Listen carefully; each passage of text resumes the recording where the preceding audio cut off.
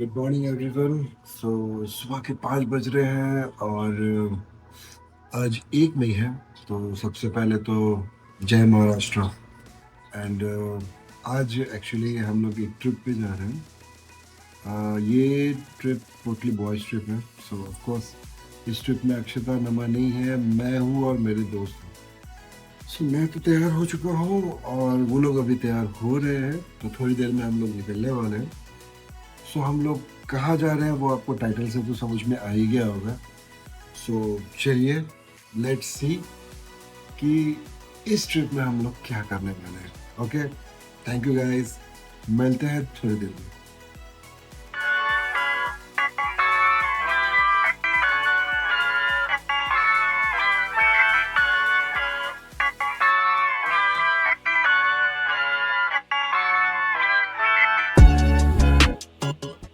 तो अब टाइम हो गया है और वैसे भी सब लोग नीचे पहुंच चुके हैं।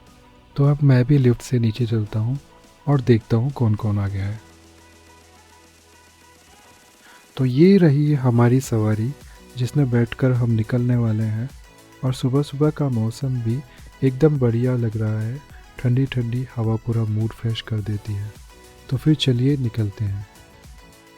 तो फाइनली हमारा ये सफ़र शुरू हो चुका है और सुबह सुबह हम इन वादियों से होकर गुजरने वाले हैं।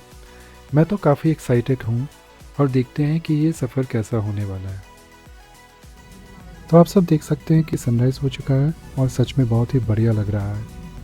जो मैं अभी फील कर रहा हूँ, पता नहीं वो कैमरा उतना कैप्चर कर पा रहा है या नहीं, लेकिन सीरियसली कहूँ तो अभी बहुत मज़ा आ रहा है। एक बात मैं ज़रूर आप सबके साथ शेयर करना चाहूँगा। शादी के बाद ज़्यादातर ट्रिप्स फैमिली के साथ ही होते हैं और ये ज़रूरी भी है, ये बात मैं भी मानता हूँ। लेकिन बॉयज़ ट्रिप की बात ही कुछ अलग होती है। उसका मज़ा, उसकी फ्रीडम और उसकी वाइब ही अलग होती है। अगर आपको भी ऐसा लगता है तो इस वीडियो को एक प्यारा सा लाइक ज़रूर कर दीजिए। और अगर आप इस चैनल पर पहली बार आए हैं तो सब्सक्राइब करना बिल्कुल मत भूलिएगा। फाइनली अब हम तामनी घाट में एंट्री करने वाले हैं और यहाँ का नज़ारा सच में देखने लायक है। लोगों ने तो अभी से सेल्फी लेना शुरू कर दिया है और करे भी क्यों नहीं, इतनी बढ़िया लोकेशन जो मिली है। वैसे मैं आप सबको बताना चाहूँगा कि रास्ते में खाने पीने के लिए काफ़ी पॉइंट्स मिल जाते हैं, तो साथ में खाना लाना कोई कंपलसरी नहीं है। तो फिर जिस बात का डर था वही हुआ और हमें अच्छी खासी ट्रैफिक मिल गई। लेकिन थैंक्स टू गॉड ये ज़्यादा देर नहीं रही और हम वापस कार में बैठ गए।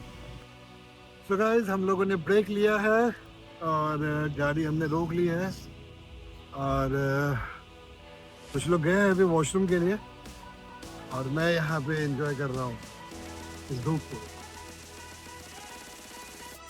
को। आई थिंक 8 बज चुके हैं और अभी भी 1 घंटे का रास्ता बचा हुआ है। तो लेट्स सी, कुछ चाय नाश्ता करते हैं और फिर चलते हैं। तो हमने सबने मिलकर डिसाइड किया कि ब्रेकफास्ट में वड़ा पाव ही खाया जाए, क्योंकि महाराष्ट्र में ब्रेकफास्ट के लिए वड़ा पाव से बेहतर शायद ही कोई ऑप्शन। और वैसे पता नहीं आप में से कितने लोगों को ये पता होगा, लेकिन वड़ा पाव का ओरिजिन मुंबई महाराष्ट्र से हुआ था। इसे सबसे पहले 1960s में दादर स्टेशन के बाहर अशोक वैद्य ने बेचना शुरू किया था।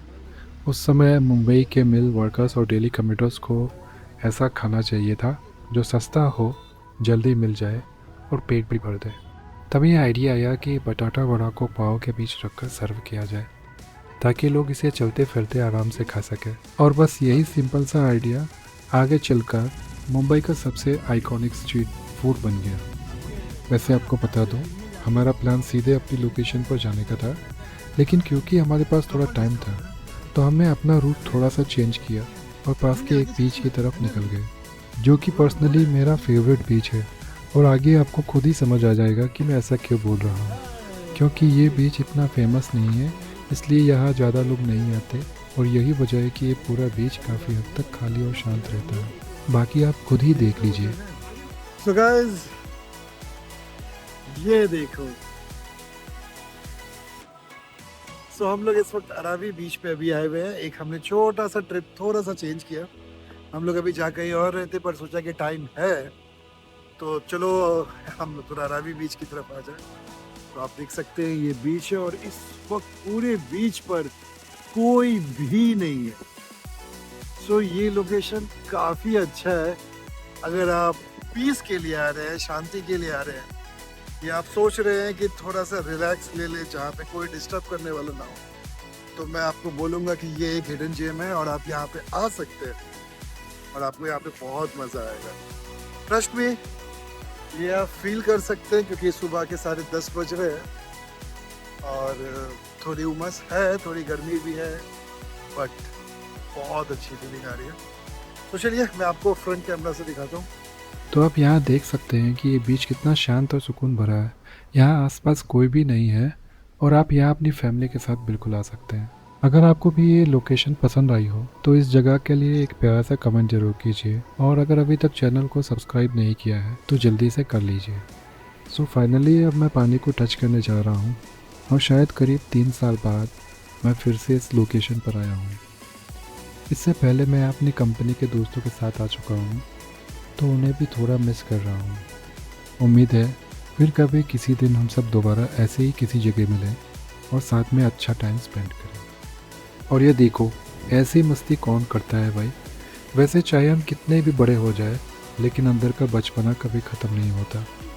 तो थोड़ा टाइम स्पेंड करने और मस्ती करने के बाद हम आगे की तरफ बढ़े और आगे आकर देखा कि यहाँ तो काफ़ी सारी बोट्स खड़ी है। अब मुझे ये समझ नहीं आ रहा कि ये सिर्फ मछली पकड़ने वाली बोट्स हैं या फिर किसी और काम के लिए भी यूज़ होती है। आपको क्या लगता है कमेंट सेक्शन में ज़रूर बताइए। सो गाइस फाइनली हम लोग यहाँ पे पहुँच चुके हैं अपने रिजॉर्ट पर, और ये एक्चुअली रिजॉर्ट नहीं है, ये एक होम स्टे है। आप देख सकते हैं ये पीछे हमारा होम स्टे है। तो यहाँ हम लोग आ गए हैं और अभी पता करने के लिए गए हैं कि एंट्री भी अलाउड है कि नहीं। तो ये वो रास्ता है और आपको मैं बता दूं कि यहाँ से अगर बीच पे जाना है तो इस रास्ते से पैदल पैदल जाएंगे और हम बीच पे पहुँच जाएंगे। ज़्यादा दूर नहीं है, आराम से पहुँचा जा सकता है। सो ये गेट ओपन हो चुका है और अब हम लोग यहाँ पे आने के लिए तैयार हैं। तो आप देख सकते हैं कि ये होम स्टे काफ़ी सिंपल है। अब मैं आपको बताता हूँ कि हमने यही होम स्टे क्यों बुक किया। सीधी सी बात है, ये ट्रिप सिर्फ बॉयज़ ट्रिप है तो रहने के लिए हम ज़्यादा पैसे स्पेंड नहीं करना चाहते थे। और वैसे भी अगर हम फैमिली के साथ आते तो शायद कोई थोड़ा बेहतर होटल देखते, लेकिन अभी के लिए इस ट्रिप में ये होम स्टे भी हमारे लिए बिल्कुल सही था। तो चलिए अब मैं आपको रूम दिखाता हूँ। इन सीढ़ियों से ऊपर जाना है क्योंकि हमें फर्स्ट फ्लोर वाला रूम मिला है और यहाँ से व्यू भी काफ़ी अच्छा दिख रहा है। और ये रहा हमारा छोटा सा रूम जहाँ हम सब साथ में रुकने वाले हैं। तो फिर जब तक हम अपना सारा सामान गाड़ी से निकाल कर ऊपर रूम में रख रहे थे तभी हमें इस गोले वाले की घंटी सुनाई दी और फिर हमने इन्हें रोक लिया क्योंकि मेरे दोस्तों ने बोला चलो गोला खाया जाए। सच कहूँ तो मुझे याद नहीं कि मैंने लाइफ में कभी गोला खाया है या नहीं, शायद खाया होगा लेकिन अभी याद नहीं है। लेकिन कोई नहीं, अभी मौका मिला है तो खा ही लेते हैं। तो मैंने अपने लिए काला खट्टा चुना क्योंकि मैंने सुना है कि उसका टेस्ट सबसे अच्छा लगता है। अब जैसा मैंने बताया मुझे तो याद भी नहीं कि मैंने पहले कभी खाया है या नहीं, तो फिर क्या ही सोचना, जो अच्छा लगे वही ट्राई करो। वैसे आपको कौन सा फ्लेवर पसंद है कमेंट सेक्शन में बताना मत भूलना। तो गोला ख़त्म होने के बाद हम सब इस होम स्टे के पीछे गए ये देखने के लिए कि यहाँ के ओनर ने क्या क्या सेटअप कर रखा है। तो सबसे पहले हमें ये कुआं दिखा जो काफ़ी गहरा था, लेकिन सेफ्टी के लिए यहाँ कुछ भी नहीं था जो थोड़ा रिस्की लगा। अच्छी बात ये थी कि वहाँ बच्चे नहीं थे वरना गिरने का डर भी हो सकता था।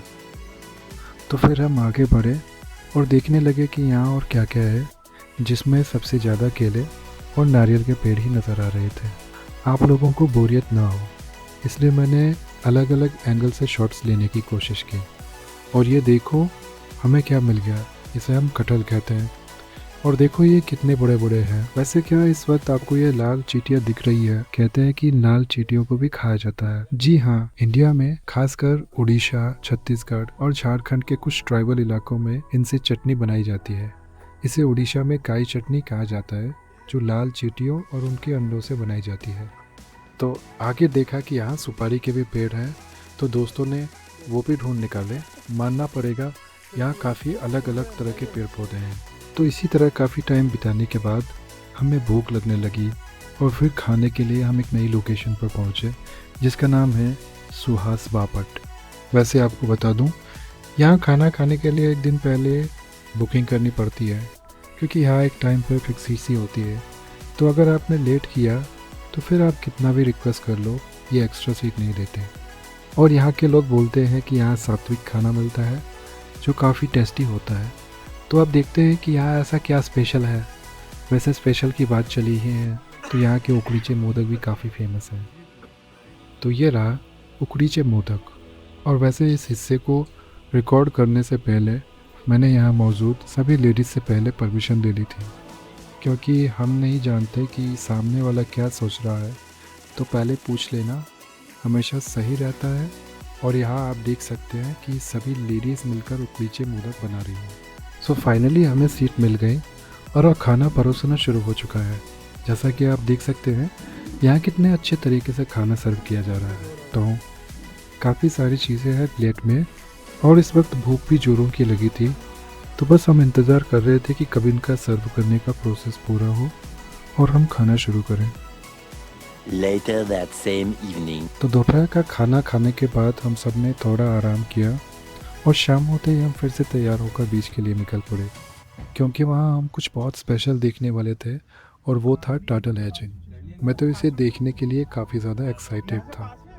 सो फाइनली हम बीच पर पहुँच चुके हैं और आप यहाँ देख सकते हैं कि टर्टल हैचिंग के बारे में यहाँ काफ़ी सारी जानकारी दी गई है। साथ ही बीच पर क्या नहीं करना चाहिए उसके बारे में भी यहाँ बोर्ड लगाया गया है।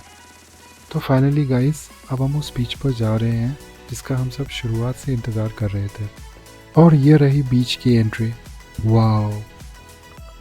तो गाइस, हम लोग यहाँ पे बीच पर आ चुके हैं। ये बीच बहुत ही बड़ी बीच हो रखी है और सनसेट का टाइम आने वाला है। अच्छा, वो हम बहुत पहले आ गए। हम आपको दिखाते हैं कि ये बादल कितना घना दिख रहा है। आप देखो, सी ये व्यू,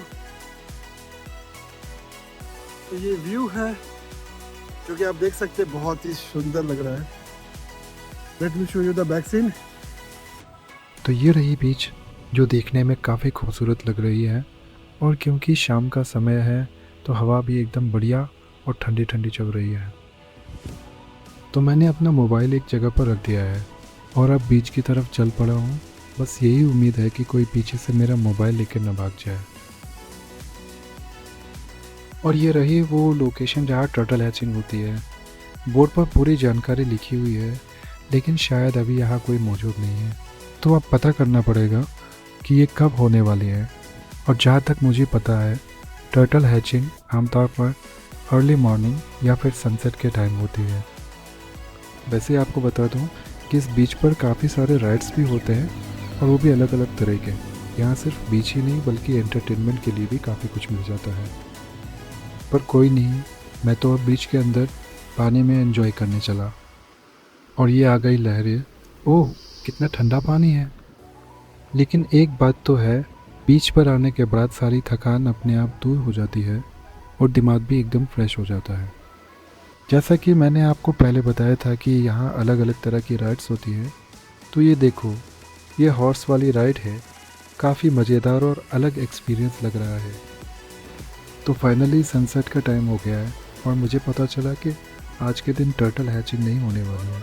इस वजह से थोड़ा बुरा तो लग रहा है, लेकिन कोई बात नहीं, लाइफ में फिर कभी मौका मिलेगा और हम इसे ज़रूर देख पाएंगे। सो गाइस, सनसेट हो चुका है और अब हम लोग वापस जा रहे हैं, क्योंकि टर्टल हैचिंग तो देखने को नहीं मिल पाई।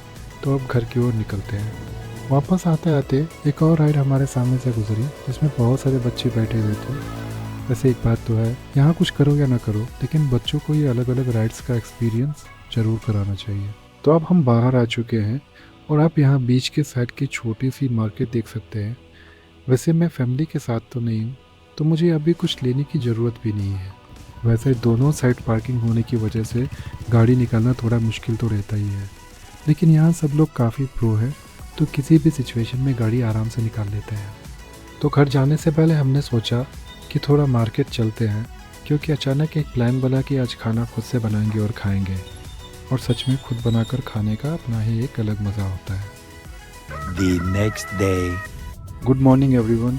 तो आज चेकआउट डे है और हम सब फ्रेश होकर निकल चुके हैं। सबसे पहले हमें कैसे मंदिर जाने वाले हैं जिसके बारे में काफ़ी सारी कहानियाँ सुनने को मिलती हैं। तो मैंने जो भी सुना है वो मैं आपसे शेयर करता हूँ। तो इस मंदिर का नाम है सुवान गणेश मंदिर। कहते हैं कि पुराने समय में इस मंदिर की सोने की मूर्ति को कुछ चोरों ने चुरा लिया था और उसे पिघलाने की योजना थी। लेकिन उसी रात उनमें से एक चोर को सपना आया, जिसमें भगवान गणेश ने उसे ज्ञान दिया और उसकी गलती का एहसास कराया।